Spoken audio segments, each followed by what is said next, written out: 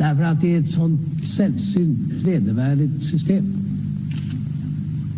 Att på grund av människors hudfärg döma dem till en mycket sämre tillvaro. Och det är en skam för världen så länge detta består. 90 000. Ja, det är mord på Sveavägen. Det var en slakt. Och det var en slaktare, det var en bödel som visste precis vad han ville. Han blev inte skjuten som statsminister. Han blev skjuten som privatperson. Polisen säger att mordet av allt att döma var mycket noga planlagt. Och alla personer med walkie-talkies på varsin sida om Sveavägen som man hörde liksom. Jag trodde att man i mordutredningar alltid gjorde bandade förhör med de väsentliga personerna som har funnits på platsen och som är viktiga. Makalöst ointresse. Och det är klart att man försöker liksom suggerera sig fram till att få ihop bilderna om man var säker på att det var dem, så vill man ju få det att överensstämma med sitt eget vittnesmål. När sanningen om det här kommer fram så kommer det svenska samhället att förändras i grunden. Sydafrika, vilket jag personligen tycker är ett ganska intressant uppslag med tanke på att det är en ganska konkret motivbild. Det pratas mycket om Sydafrika och det är flera personer som har tagit kontakt med oss och haft intressanta synpunkter på det här uppslaget. Fick Craig veta att Palme var nyckelpersonen i att ena sydafrikanska anti-apartheidrörelsen. Det var min tanke och det har jag trott allt sedan dess.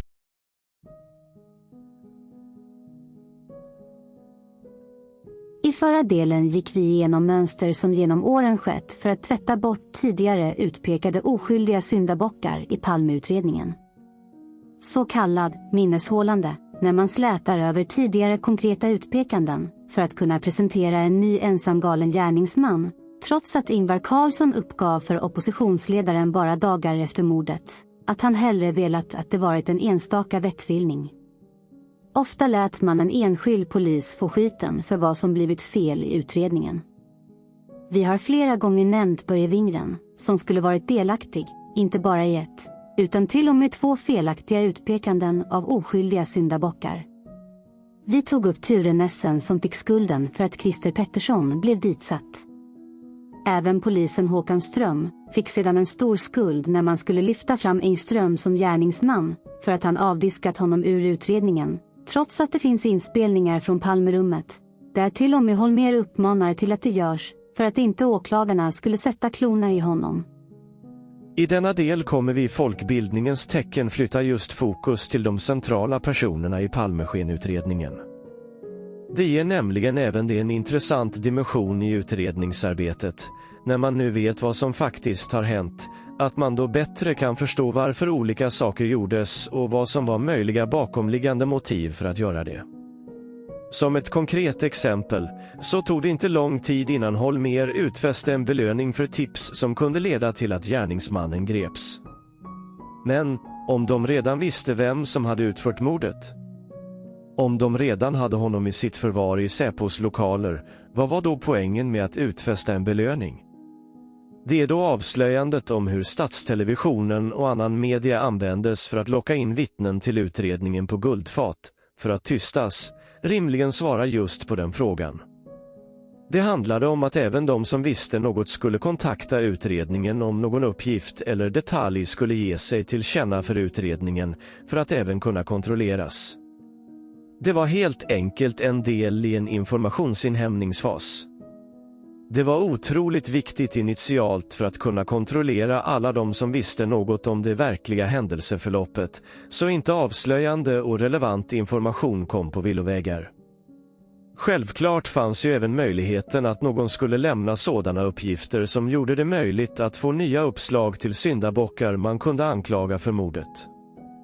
Det viktiga när det gäller belöningen som successivt skruvades upp var ju att det blev väldigt tydligt att den först skulle betalas ut, bara om domen vunnit laga kraft.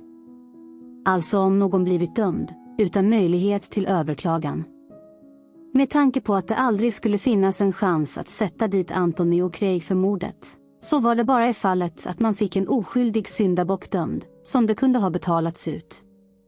Närmast var det vittnet som trots allt övertalades att peka ut Christer Pettersson, om inte Christer hade friats i hovrätten. Då hade nog den summan varit en spottstyver i förhållande till vad Palmeskenutredningen har kostat i övrigt. Men själva tillvägagångssättet runt Hans Holmér blir i alla fall väldigt intressant att titta på den första tiden efter mordet.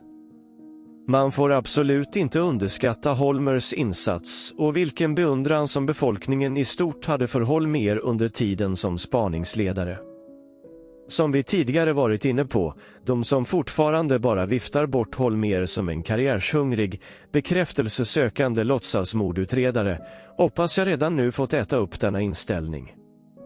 Jag påstår fortfarande att det fanns ingen annan än Holmér som hade kunnat lyckas mörklägga utredningen så snabbt och effektivt som han själv gjorde. Han var absolut inblandad i det mest centrala initialt i utredningsarbetet, och för att jämföra med dagens ryggradslösa politiker och myndighetspersoner så tog han verkligen ansvar för det själv också. Det var han själv som hela tiden presenterade nya fynd och uppgifter som de ville skulle komma fram.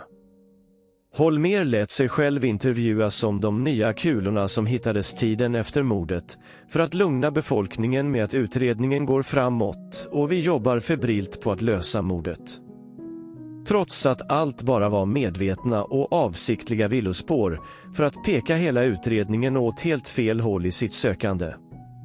Inrättandet av ett Palmerum där bara de införlivade skulle kunna diskutera förstår säkert de flesta nu, handlade bara om att se till att bara en liten skara visste om det verkliga händelseförloppet, medan många andra vanliga poliser vittnat om att de inte fick reda på någonting som hände i utredningsarbetet.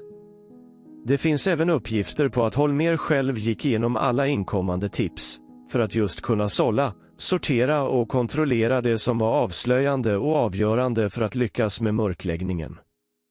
Bakom kulisserna vet vi långt senare hur konfliktaktigt det var mellan Holmér och åklagaren KG Svensson, och bara genom att lyssna och förstå KGs utsagor så förstår man verkligen frustrationen från en åklagare som inte ens blir insläppt och får styra själva utredningen, när Holmér själv valde att hålla i trådarna. Som Anders Björk uttryckte det efter att Holmér varit på KU-förhör, om att antingen ljuger KG Svensson eller så ljuger Holmér.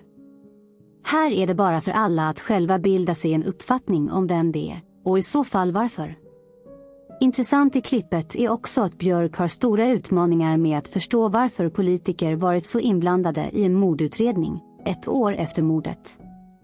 Är det verkligen så svårt att förstå att större saker ligger bakom mörkläggningen då? Vi lyssnar på Anders Björk. Moderat utskottsledamoten Anders Björk menade efter utfrågning av Holmér att någon ljuger. Antingen Holmér eller tidigare hörde chefsåklagaren KG Svensson. Vem av dem som ljuger vill inte jag uttala. Men någon av dem ljuger? Ja visst, annars så stämmer det inte alls. Men är det några andra belägg du har för att regeringen har blandat sig i för mycket förutom att de har haft en observatör? Ja, självklart. Att de har haft en observatör, det är ju på det sättet att man har ju direkt varit med och utforma den nya spaningsledningen. Hans Holmér har alltså framför synpunkter direkt till statsministern på hur det här ska skötas. Anser du att Holmér har utsatt dem för utpressning?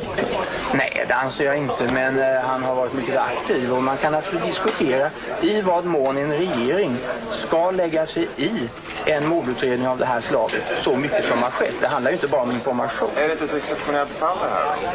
Jo visst, men just därför att det är ett exceptionellt fall kan det ju finnas anledning att se till så att man håller sig till de grundregler som finns. Men Holmér lyckades, med totalt stöd från det politiska etablissemanget, att manövrera ut åklagaren, vilket också vittnar om vilken makt, stöd men också vilken handlingskraft som Holmér visade i sitt mörkläggande uppdrag. Att han tidigt låste in de verkligt heta och korrekta tipsen om Craig och Sydafrika i ett kassaskåp. Att han skickade upp stridsplan i luften för att leta mordvapen, samtidigt som han redan visste vilka som låg bakom dådet. Det är verkligen bröd och skådespel åt folket. Med hjälp av alla de avslöjanden vi har presenterat på kanalen så finns det även rimliga slutsatser att dra hur inkommande uppgifter hanterades kort efter mordet. Vi har redan vittnesutsagor och uppgifter från vittnen om hur tidiga inlämnade utsagor har förvanskats när de tagits emot. Vittnen som har fått sina förhör manipulerade och flyttats mellan olika gator mellan förhören. Att tipsmottagare varit ointresserade av att ta emot uppgifter. Att vittnen som försökt lämna uppgifter på en polisstation blev uppmanade att kontakta tipstelefonen istället. Tydliga tecken på att man ville styra, kontrollera, filtrera inkommande uppgifter i en inledande informationsinhämtningsfas. Men också att via media både locka in vittnen som sett personer delaktiga i kvällens aktiviteter, sedan de som sett walkie-talkie-observationer, och även att sprida märkliga uppgifter för att förvilla vittnen, som att Mårten Palme skulle ha försökt rädda livet på sin far vid mordplatsen. Allt detta många dagar innan man faktiskt sätter sig ner och håller ordentliga utredande förhör med centrala vittnen. Utredande förhör, i kontrast mot de mer konfrontativa förhör som faktiskt hölls, som vi tidigare tagit upp. Ni minns väl även det märkliga i att vittnet Nieminen på David Bagares gata blev efterlyst trots att hennes uppgifter finns antecknade på själva ingångsanmälan, som märkligt nog skulle ha upprättats på mordnatten. Varför hade de då behövt efterlysa henne om de hade hennes uppgifter? Hennes namn är inte direkt vanligt. Ingen glömmer heller bort den anonyme Skelleftehamnsmannen som snällt nog kontaktade Palmeskenutredningen och ville lämna uppgifter och en skiss på en person i närheten av mordplatsen, men som av efterlysningarna och artiklarna i tidningen att döma mer blev ett föremål för anklagelser att han inte gav sig tillkänna, istället för att uppskatta hans bidrag till att hjälpa till i utredningsarbetet. Det säger otroligt mycket om att Palmeskenutredningen till varje pris inte ville ha några lösa okontrollerade trådar att behöva hantera, när de nu skulle tillrättalägga hela kvällens händelser. Vilket då leder oss in på den personen som vi tidigare har lyft fram som den så kallade tidsstudiemannen. Poliskommissarie Jan Lenninge. En av Holmers närmaste i Palmerummet, som fick i uppdrag att försöka rätta, räkna, tvätta, manipulera, flytta vittnen, tider och uppgifter i all oändlighet, tills det inte ens längre gick att få ihop. Det mest häpnadsväckande har vi redan tagit upp flera gånger, är när Lenninge cirka en månad efter mordet flyttar en taxibil en korsning på Sveavägen och stuvar om hela händelseförloppet med bilarna runt mordplatsen, så flera vittnen behöver hitta på alternativa historier för att allt ska kunna gå ihop. Något som blir otroligt tydligt i samband med att de behöver sitta under en rättegång och pressat behöva ljuga om det. Det är tyvärr inte lätt för vanliga dödliga att göra det, utan att avslöja sig. Frågan ställs dock på sin spets. Vad har Palmeskenutredningen övertygat helt vanliga vittnen med för att de ska ställa upp på en sådan sak? Handlar det verkligen bara om att tänka på änkan? För Sveriges säkerhets skull? Motivet till flytten av taxichauffören och hans bil har vi redan redogjort för. Det var att få ännu ett vittne att peka ut Christer Pettersson som gärningsman, trots att uppgifterna som vittnet Hans Johansson lämnar inte ens går ihop.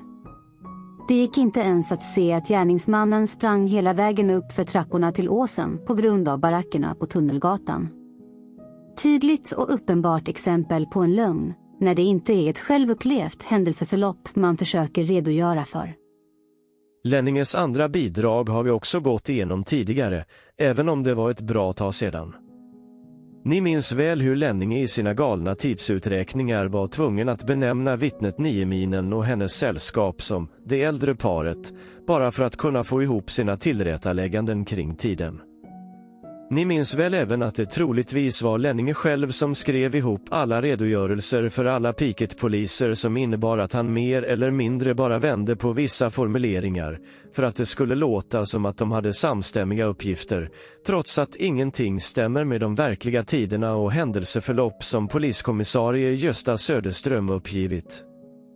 När man verkligen sätter sig ner och nästan skrattar åt galenskaperna i uträkningarna, förstår man ändå vilken helt omöjlig uppgift som Lenninge fick att hantera när han skulle försöka trolla bort 6 minuter i ett verkligt händelseförlopp. Men, ännu en gång, hans arbete har lyckats förvilla de flesta privatspanare genom åren, och även Lenninge har suttit i tv och i alla fall tagit ansvar för delar han varit inblandad i. Fördelen i ett utredningsarbete med att försöka lära känna personerna bakom Förstå kontexten de arbetat i och vad de har bidragit med, gör att man även kan förstå vem eller vilka som har gjort andra saker. Vilka roller som de har i sitt arbete, men även hur de är som personer och förhållandet med de som verkligen bestämmer och styr Palmeskenutredningens mörkläggning. Som vi tidigare tagit upp och redogjort för, finns det även andra personer som under många år varit inblandade i mörkläggningen, och det blir otroligt tydligt i deras framträdanden, utsagor och sammanhang på vilken sida om mörkläggningsskiljelinjen de befinner sig. Exempelvis Sonny Björk, som redan dagarna efter mordet syntes gräva i en container och sedan förvillat och hjärntvättat alla med vapenfixerade begrepp som skottvinklar och bomspår, utan att någonsin förklara det mest grundläggande. Hur blodstänkets riktning runt mordplatsen aldrig hade kunnat stämma med att Palmekulan skulle ha kunnat hittas bakom en pelare. Något som en tekniker som var där och letade spår efter mordet säger aldrig kan ha legat där. Men det som kanske avslöjar att det var just en så liten grupp som möjligt som var tvungna att sy ihop en alternativ historia och ett påhittat händelseförlopp är att de var dessa personer som var inblandade i de flesta dokumenten i utredningen. Där är just Lenninger det absolut viktigaste belägget. Han finns på otroligt många dokument runt det centrala händelseförloppet och speciellt runt tidsuträkningarna. Visst är det bra om en person med kunskap och möjligheter att just utreda tiderna ska kunna göra det. Men varför ska just han sitta och samla in vanliga vittnesutsagor och redogörelser från alla poliser på kvällen? Det kan väl andra poliser göra då, om det inte handlar om att just tvätta deras historier och se till att de får varsitt manus att följa för att tiderna på något sätt ska kunna gå ihop. Men det som kanske chockerar mest är att ingen ens verkar ha brytt sig om att kritiskt granska just polisernas ageranden i alla dokument. I en olöst mordutredning på en svensk statsminister som kantats av så många märkligheter genom åren. Varför är det ingen som överhuvudtaget har kartlagt polisernas inblandning i mörkläggningen? Tagit fram listor på vilka som har förhört olika vittnen. Vilken stil de använt i samband med förhören för att om möjligt kunna hitta skillnader eller förändringar i hanteringen. Vilka förhörsledare har tydligt avvikit från de vedertagna förhörsmetoderna? Vilka är konfrontativa? Insinuerande? Låter inte vittnen redogöra med egna ord? Inte följa upp svar med detaljer? Skiftar ämnet eller fokus när viktiga detaljer dyker upp? Agerar hotfullt? Anklagande? Förstår ni inte hur mycket bakomliggande information det finns att hämta, bara genom att lägga fokus på att förstå orsakssambanden i ordväxlingarna i förhören? Det finns hur mycket som helst. Men visst, för det behövs det kunskap och engagemang. Men nu verkar hela det tankesättet, det kritiska tänkandet vara som helt bortblåst, när nu hela den inställningen synes totalt ignorerad, eftersom alla bara köper bokstavligen allt som står i förhören, trots att jag under år nu har flaggat för att informationen är manipulerad i efterhand, förvanskad i samband med nedtecknandet, utbytta sidor, bortplockad information och överdrivet dolda och maskerade viktiga uppgifter från Palmeskenutredningen. Det finns många personer som tycker det var märkligt att poliskommissarie Rimborn blev ersatt av Kristiansson på sjukhuset och helt bortplockad ur utredningen inför rättegången mot Christer Pettersson. Men det finns ingen som har något svar på varför. Varför Gösta Söderström blev utfryst, speciellt när det gäller tiderna för larm och ankomst till mordplatsen.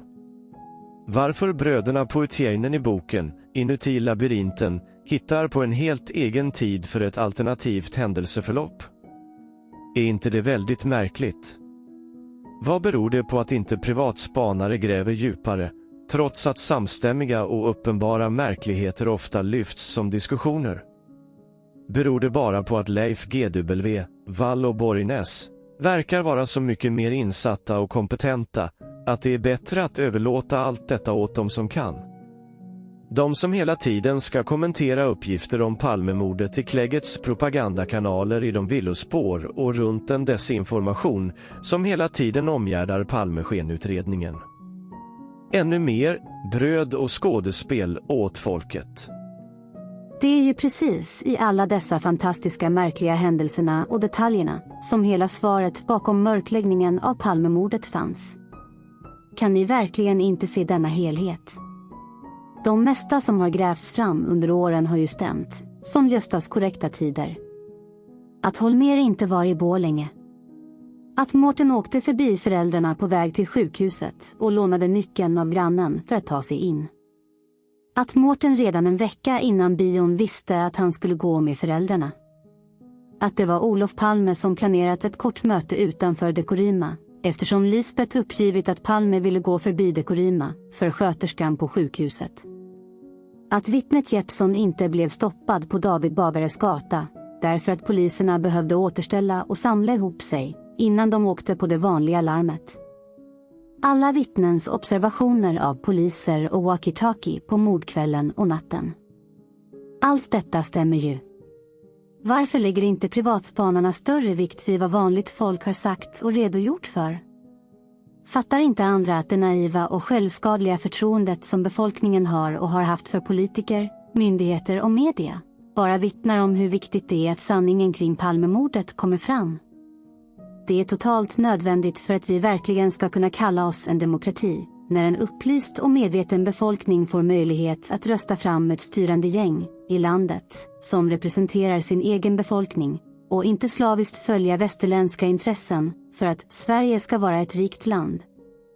Eller att en statsminister bulvansmugglar svenska vapen för att sälja dessa till Iran i samma krig som han officiellt varit medlare. Eller att Sverige officiellt stöttar ANC, smugglar stora summor pengar till apartheidmotståndet i Sydafrika, samtidigt som svenska poliser gerillakrigsutbildas i den sydafrikanska regimens tjänst.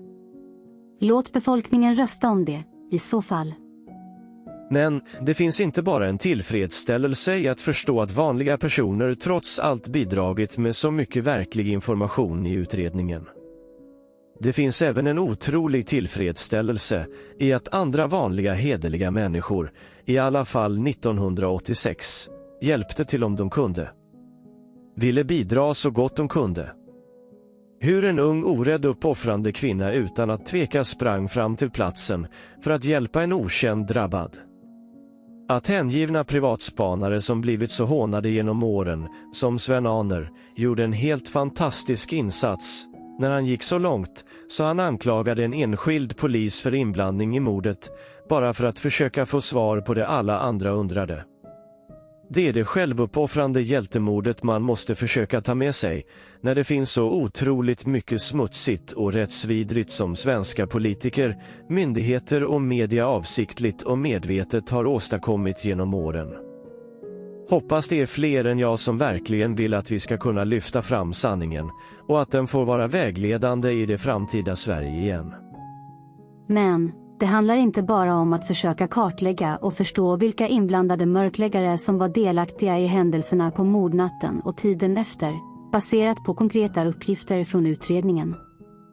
Precis som vi tidigare nystade upp, via omständigheter om de inblandade sydafrikanska agenterna, genom att fördjupa oss i alla de händelser som hände efter mordet, nere i Sydafrika.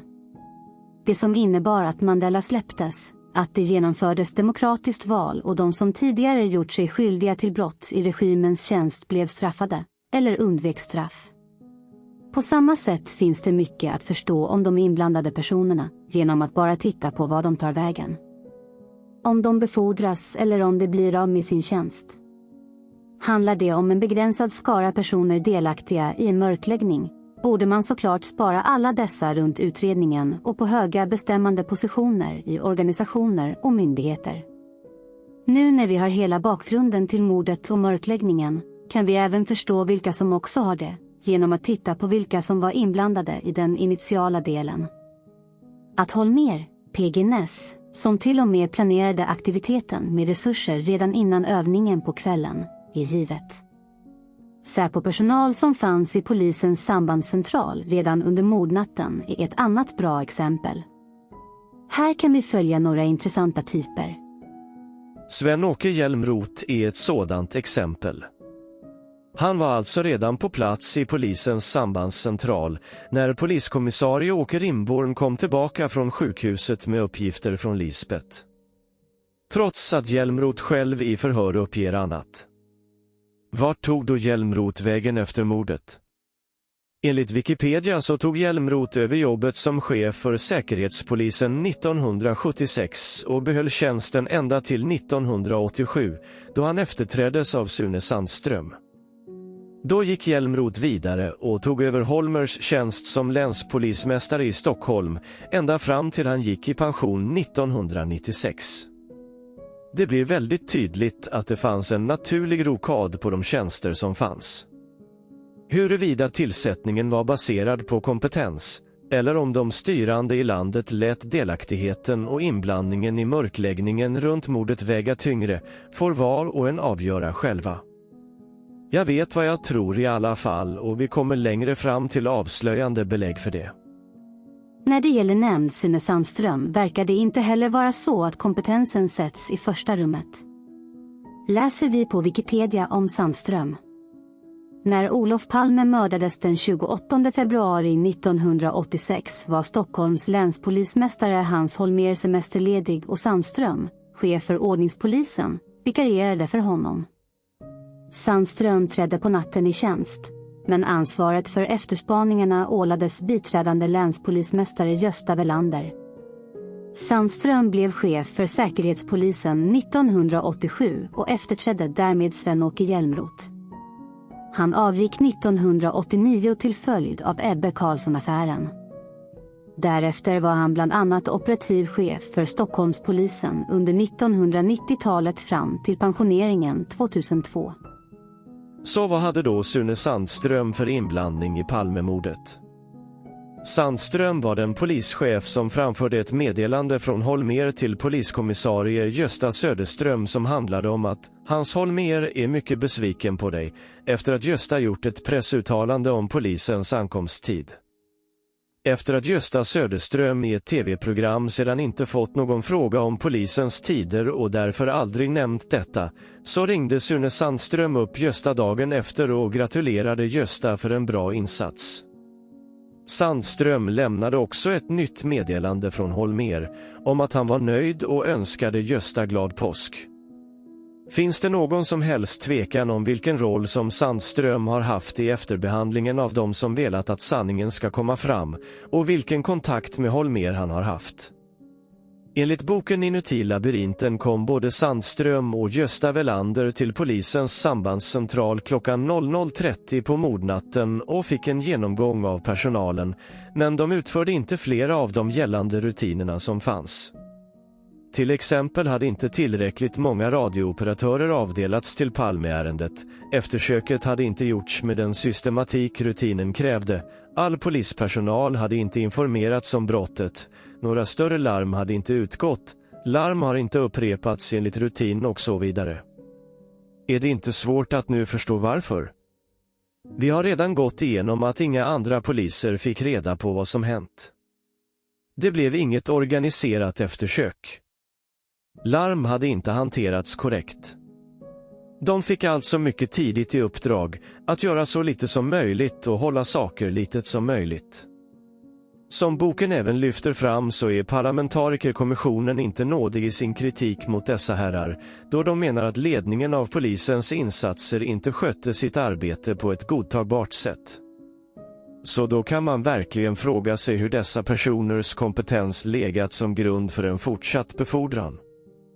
Hur är det då med Gösta Welander, som märkligt nog tidigt var på Sabbatsbergs sjukhus under mordnatten och pratade enskilt med Lisbeth Palme? Enligt Wikipedia. Welander blev 1984 biträdande länspolismästare i Stockholm och innehade befattningen fram till pensioneringen år 2000. När statsminister Olof Palme mördades på kvällen den 28 februari 1986 befann sig Stockholms länspolismästare, Hans Holmér, i Borlänge för att åka Vasaloppet och var alltså inte i tjänst. Vid midnatt ringde Sune Sandström till Welander och informerade denne om det inträffade. Sandström förde sedan Welander till sambandscentralen, där vakthavande kommissarie, Hans Kossi, lämnade över ansvaret för polisens arbete till Welander. Welander innehade ansvaret för utredningsarbetet fram till lunchtid den 1 mars, då Hans Holmér återvände till polishuset. Medan Hans Holmér var upptagen som spaningsledare i Palmeutredningen skötte Welander det mesta i den reguljära verksamheten, som egentligen tillhörde länspolismästarens uppgifter, men det förekom att Holmér gick in i några beslut. Av allt att döma skulle alltså dessa herrar från polisen inte varit i polisens sambandscentral på mordkvällen, vilket jag menar berodde på att det var Säpo som skötte övningen. Men vi ska se vad Gösta Welander är inblandad i för märkliga saker på mordnatten. Welander är nämligen den som skyller ifrån sig, men inte rikslarmet gick ut så fort som möjligt. Ni vet de flesta att det inte gjordes förrän 5 minuter över 2 på natten, ungefär 2 timmar och 45 minuter efter skotten på Sveavägen. Anmärkningsvärt och avslöjande. Skälet skulle ha varit att signalementsuppgifterna var så knapphändiga och dåliga. Men när samma Welander får en direkt fråga om det inte är en poäng att skicka ut ett larm, för att det i alla fall har en allmän alarmerings- och beredskapshöjande effekt, så svarar Welander: det kan naturligtvis ha det. Det är ju bara det att polisen står ju inte beredd att ta emot det överallt i Sverige, så det når de intresserade kanske först långt senare, så jag tyckte inte vi hade missat någonting, men det bör gå ut så fort som möjligt. Försök verkligen att ta in det här, som även tas upp i boken i samband med det. Welander medger alltså att rikslarmet borde ha gått ut direkt, men i det här fallet spelade det ingen roll. Man hade inte missat något, menar han. Hur kunde han nu veta det? Welander visste alltså om att fördröjningen av rikslarmet inte orsakat någon skada, och den enda förklaringen till att han kan säga något så avslöjande är såklart att han visste precis vad som hänt och att det handlade om att blanda in så få andra poliser som möjligt, efter att allt annat hunnit städats bort efter skotten. Det som också är märkligt med Welander är att mot alla rutiner som ansvarig i polisens ledningscentral väljer han att lämna den under mordnatten för att både besöka Sabbatsberg, för att prata med Lisbeth Palme, och besöka Rosenbad fram på småtimmarna. För att ytterligare kartlägga kopplingarna mellan herrarna, så hade alltså just Hans Holmér, Sune Sandström och Gösta Welander en bakjour, där de hela tiden hade kontakt för att uppdatera varandra om vad som hände med utredningen. En bakjour som enligt uppgifter ska finnas till för pressens skull. En informell jourverksamhet där det inte finns några medel avsatta för reguljär jourverksamhet. Finns det då någon som helst tvekan om hur inblandningen i mörkläggningen som alla dessa herrar har haft under åren?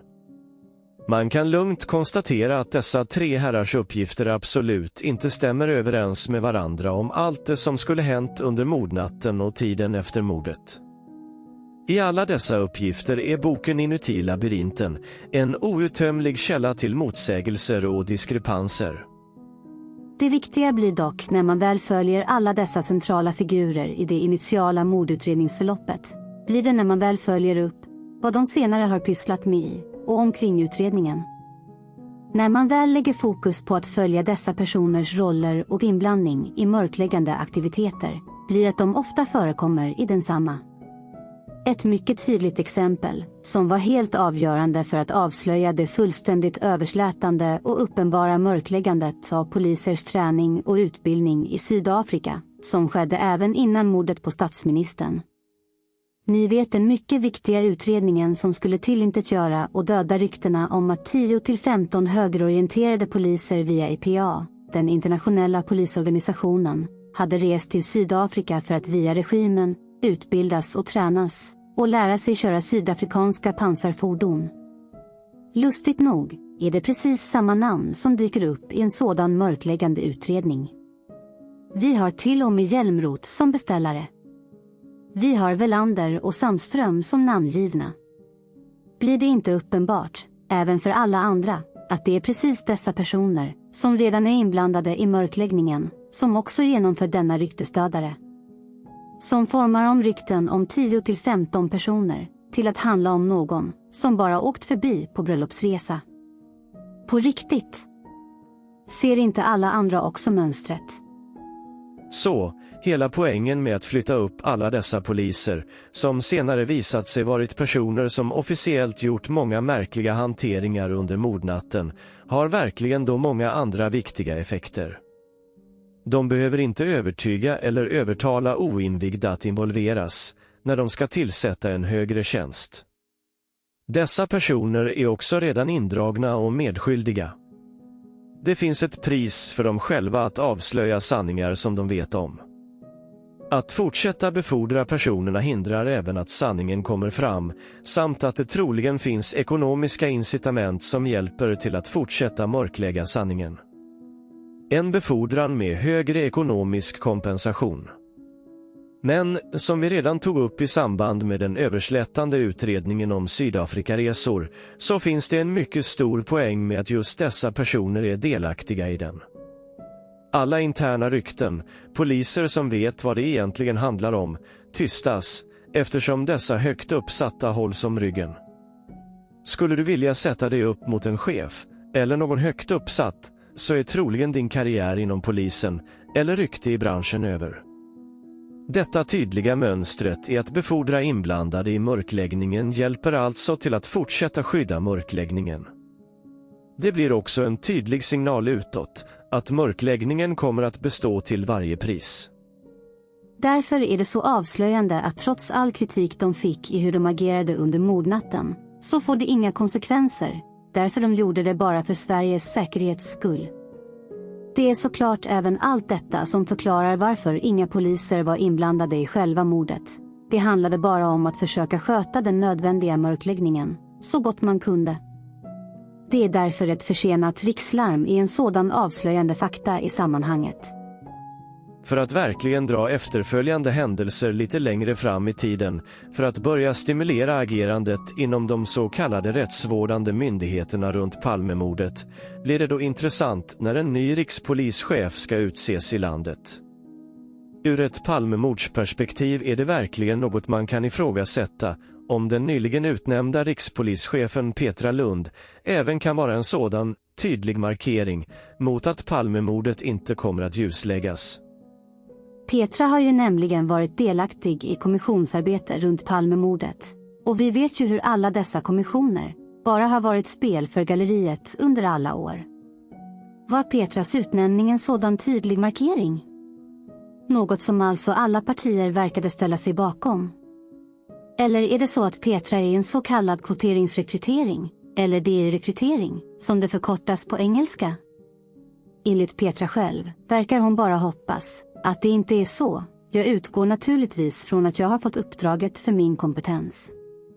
Men visst, det är ändå så att jag visar att kvinnor kan och har möjligheter, säger Petra Lund om jobbet som rikspolischef. Nu är inte jag rätt person att värdera Petras kompetens för ett av de absolut viktigaste tjänsterna i landet, men hon hann knappt komma på plats innan även hon började älta samma tradiga, inkompetenta bortförklaring vi hört alldeles för mycket på senare år. Ni vet samlingen av bortförklaringarna, vi har varit naiva. Vi såg det inte komma. Bara där får jag riktigt kalla kårar i kroppen. Trots hennes digra erfarenhet som det talas så mycket om, så har hon och alla varit naiva. Hur trovärdigt är det? Har man ens då förutsättningarna att sköta ett av Sveriges viktigaste arbeten i gängkriminalitetens och barnsoldaternas era? Som vanligt blir man även mycket kritisk, när hon knappt tillträtt, knappt utfört något, bara insett hur naiv hon och alla andra varit, men då blir utsedd till Årets kvinna 2024. Hur sjukt är inte det? Få en utmärkelse innan man faktiskt har presterat något. Är inte det feministiska kvoterings-Sverige i ett nötskal? Är det bara jag som ser samma mönster när båda sidorna i Sydafrika får fredspriset tillsammans, både Mandela och de Klerk? Trots allt det som hänt under åren innan i Sydafrika. Eller som det helt sjuka när Obama fick Nobels fredspris, fast han knappt hade hunnit utföra något överhuvudtaget i världen. Så vad säger detta om ljusläggningen runt Palmemordet? Är det inte en otroligt stor risk att Palmemordet fortsätts att mörkläggas när du har en sådan högt uppsatt person, som tidigare varit inblandad i mörkläggningen av mordet, rent motivmässigt? Som till och med var riksåklagare när utredningen lades ner 2020. Petra har ju trots allt blivit ifrågasatt när det gäller Palmeutredningen 2020, men där ville hon inte kännas vid någon delaktighet. Vi läser. Publicerat torsdag 11 juni 2020, klockan 13.00. Efter kritiken mot Palmeutredningen avsäger sig riksåklagaren ansvaret för utpekandet av den så kallade Skandiamannen, Stig Engström. Tidigare överåklagaren Sven-Erik Alhem menar att det strider mot Europakonventionen och har liknat och lägger ansvaret på riksåklagaren, som enligt honom gett grönt ljus för chefsåklagare Christer Petersson. Enligt Sven-Erik Alhem strider utpekandet mot Europakonventionens hela anda, och mer specifikt mot dess paragraf 6 om en rättvis rättegång, och dessutom även mot principer inom svenskt rättsväsende. Riksåklagare Petra Lund informerades om underlaget för Palmbeslutet en dryg vecka innan det fattades. Men i ett pressmeddelande idag svarar Petra Lund på kritiken, där hon i princip avsäger sig ansvar. Hon skriver att hon inte på något sätt varit delaktig i beslutet och hänvisar till att hon som högre åklagare inte kan ge anvisningar om hur ett enskilt ärende ska handläggas. Riksåklagaren kan i efterhand överpröva Christer Peterssons beslut om att lägga ner utredningen, men det är inte aktuellt i nuläget, enligt åklagarmyndigheten. Det var alltså 1999 som Petra var utredningssekreterare i den tredje generationen av den kommission som gick igenom hela Palmeutredningen. Som mörkläggaren Gunnar Wall även lyfter fram. Anmärkningsvärt är inte bara att Palmeåklagaren Petersson på lösa grunder avslutade en utredning med ett illa underbyggt utpekande. Till historien hör också att riksåklagaren Petra Lund, är numera nytillsatt rikspolischef, inte såg något skäl att ifrågasätta Peterssons beslut, trots förödande kritik mot det från många framträdande jurister. En annan kommentar. Riksåklagaren Petra Lund intervjuas i Dagens Nyheter och kommer bland annat in på Palmeutredningen. Om den säger hon, redan från början gick det tokigt, och sen gick det tokigt i väldigt många år. Det gick aldrig att reparera. Hon får inga frågor om varför hon vägrade att överpröva Christer Peterssons kontroversiella beslut att lägga ner utredningen, ett beslut han motiverade med att, med tanke på vad som sedermera händer, så måste Stig Engström ha haft ett vapen i handen aktuell kväll. Så, är det precis därför Petra fick jobbet som rikspolischef? För att visa alla att Palmemordet kommer till varje pris fortsätta mörkläggas. Att under 6 år framöver, som förordnandet gäller, kommer rikspolischefen fortsätta mörklägga, trycka ner, kanske hota de som vill att sanningen bakom Palmemordet kommer fram. Vi vet ju i alla fall vilka som har hyllat och stöttat utnämningen, för att förstå vilka som stöttar den fortsatta mörkläggningen. Vad tror ni andra? Är det farligt att fortsätta gräva i Palmemordet nu? Är det dags att hitta mer stöd för utredandet utomlands? Skulle jag bara försvinna, så vet ni nog vad det är som har förorsakat det hela. Vi får väl bara hålla tummarna, eller?